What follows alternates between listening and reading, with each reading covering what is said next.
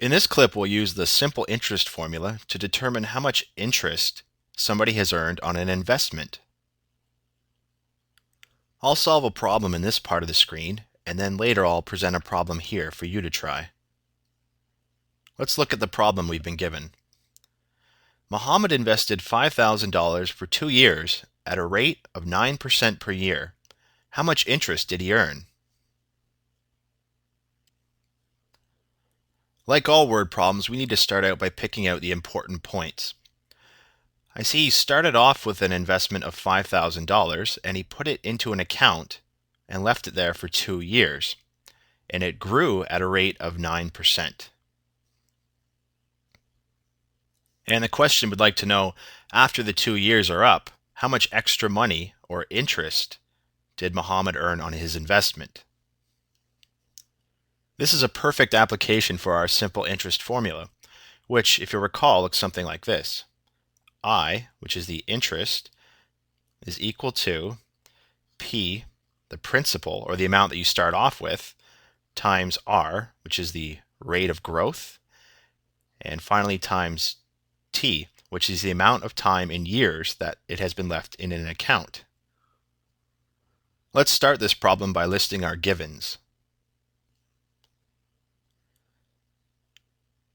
First off, my principal is the amount that I initially invest, or in this case, Muhammad invested.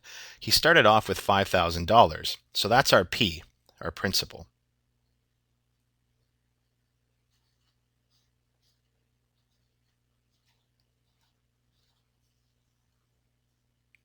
And our R is our rate, that's the growth, and it's usually expressed as a percent. In this question, it's given as 9%.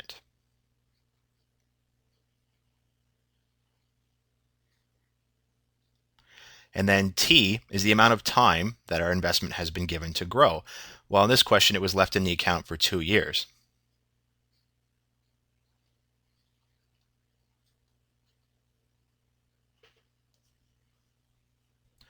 Okay, great. There's our 3 variables, P, R, and T. But before we can go ahead and just plug these values into our simple interest formula, we need to do a little bit of converting first. For instance, our R, our rate here, is expressed as a percent, and that needs to be converted to decimal before we can begin. Sometimes T will be given in a unit that is not years, for example, days or months. However, in this case, we're off the hook. It's already in years, so we can go ahead and just plug that into our formula. So step 2. Converting 9% to decimal is really just a matter of writing down my 9 without the percent symbol. I'm going to replace it with a decimal point, and then I'm going to divide this number by 100, which means I'm just sliding it 2 places to the left. There's once, there's twice. And I should add a 0 for a placeholder. So 9% in decimal form is 0.09. Solving for I, the interest, is just a matter of substituting in our P, our new R, and our T. So our P was our principal, and that's 5,000. The R is what we got in step 2. It's been converted to decimal, and it's now 0.09. And finally, our T is expressed as 2 years. So that's just 2.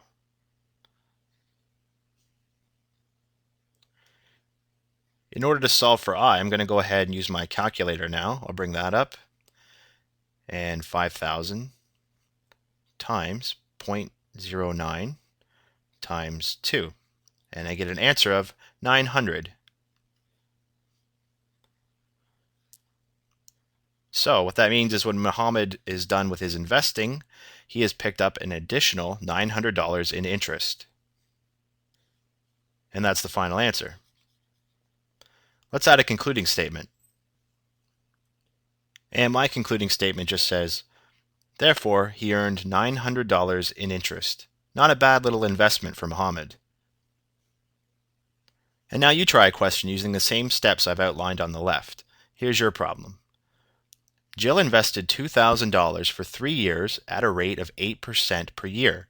How much interest did she earn? Okay, go ahead. And the final answer is $480 in interest.